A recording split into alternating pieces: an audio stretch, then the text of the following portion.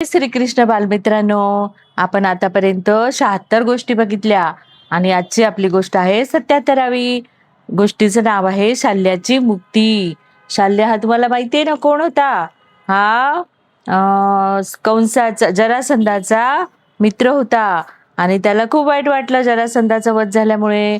म्हणून तो कृष्णावर आक्रमण करून आला आणि त्याच्याजवळ त्यांनी शिवशंकराची उपासना करून एक दैवी विमान मिळवलं होतं. आणि ते विमान असं होतं अद्भुत की ते जमिनीवर पण चालायचं, आकाशात पण जायचं, सगळीकडे ते फिरत होतं. आणि अशा विमानात बसून तो सारखा द्वारकेला त्रास देऊ लागला. श्रीकृष्णाचे प्रत्युत्तर दिले, मूढ शाल्या, तू मूर्खपणाच्या गोष्टी करतोस. मृत्यूचा क्षण अगोदरच तुझ्या शिरावर येऊन ठेपला आहे, याची तुला जाणीव नाही. खरे वीर व्यर्थ वल्गना करीत नसतात, ते आपला पराक्रम उदांत कृतीच्या व्यावहारिक प्रदर्शनातून प्रमाणित करतात. असे म्हणून कृष्णाने क्रोधाने शाल्याच्या जत्रूवर जबरदस्त गदाप्रहार केला. तो प्रहार इतका तीव्र होता की त्याच्या शिरात आतल्या आत रक्तस्राव सुरू झाला आणि तो थरथर कापू लागला. जणू काही तीव्र थंडीमुळे तो गतप्राण होऊन कोसळणार आहे. तथापि श्रीकृष्ण दुसरा प्रहार करणार त्यापूर्वीच तो योग्य सिद्धीने अदृश्य झाला. म्हणजे त्याला अदृश्य होण्याची कला होती. काही क्षणातच एक अनोळखी चमत्कारिक मनुष्य श्रीकृष्ण पुढे आला आणि तो मोठ्याने रडू लागला आणि कृष्णाच्या चरणी प्रणाम करून त्याला म्हणाला, तुम्ही वसुदेवाचे अतिशय प्रिय पुत्र आहात. देवकी मातेने मला येथे पाठवले आहे. दुर्दैवी बातमी आहे की तुमच्या वडिलांना माणसाकडून दुःखी बातमी मनुष्याने अतिशय दुःखी माणसाकडून अशी दुःखद बातमी ऐकली की तेव्हा प्रथमतः ते एखाद्या सामान्य मनुष्याप्रमाणे, कारण त्यांना काय सांगितलं की वसुदेवाला कोणीतरी जबरदस्तीने कैद केला आहे. आणि मग शाल्याने श्रीकृष्णावर संबोधून म्हटले की धूर्त कृष्णा, पहा हा तुझा पिता. आणि तो कोण होता? मायावी होता. मायावी शाल्याने असे बोलून तात्काळ तोतया वसुदेवाचे शिर धडावेगळे केले. तोतया वसुदेवाचा मृतदेह तो निशंकपणे घेऊन गेला आणि विमानात चढला. पण तो तिथे विमानात मृतदेह नव्हता, फक्त हे होतं, म्हणजे मयासुराकडून प्राप्त केली होती शाल्याने मायावी विद्या. आणि विमान रूढ झाला होता आणि ते विमान आता आकाशात गिरट्या घालीत होते. आता श्रीकृष्णाने शाल्याला ठार करण्याचा विचार केला. आणि मग शाल्याने विचार केला की त्याच्या मायेने श्रीकृष्ण मोहित झाले आहेत. आता त्याचा उत्साह वाढला आणि अधिक जोर लावून बाणांचा प्रचुर प्रशाव करीत त्याने भगवंतावर हल्ला चढविला. परंतु शाल्याचा उत्साह हा अग्नीत चाल करून जाणाऱ्या कीटकाच्या समूहाशी तुलना करण्यासारखाच होता.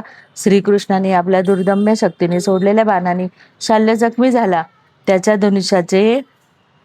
धनुष्याचे चिलखताचे तसेच राजमुकुट रत्नजडित राजमुकुटाचे तुकडे तुकडे झाले, सर्वत्र विखुरले. श्रीकृष्णाच्या गदेच्या प्रलयकारी फटक्याने शाल्याच्या विमानाचे देखील तुकडे तुकडे झाले आणि ते समुद्रात कोसळले.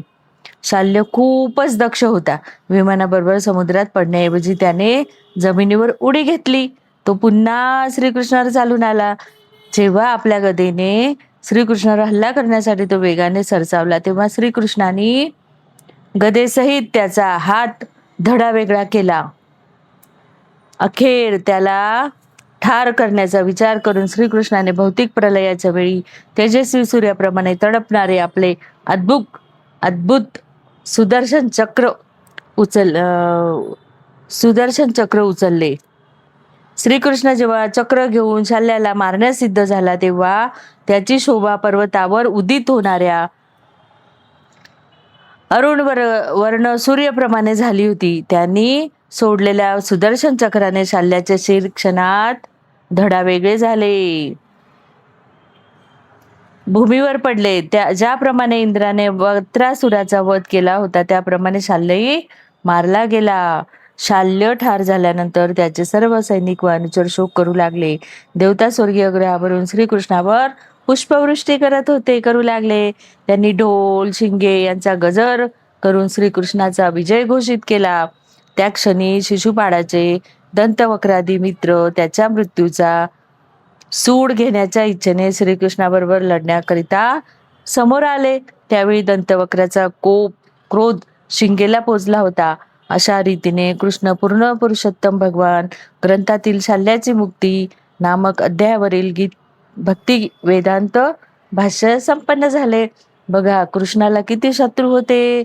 एकाला मारलं का दुसरा, दुसऱ्याला मारला का तिसरा, म्हणजे सतत आयुष्यभर त्यांना संघर्षच करावा लागला.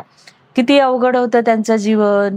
अशा या श्रीकृष्णाच्या आपण छान छान गोष्टी ऐकू आणि पुढच्या गोष्टीत ते काय सांगतात, कुठल्या शत्रूला मारतात ते आपण बघू.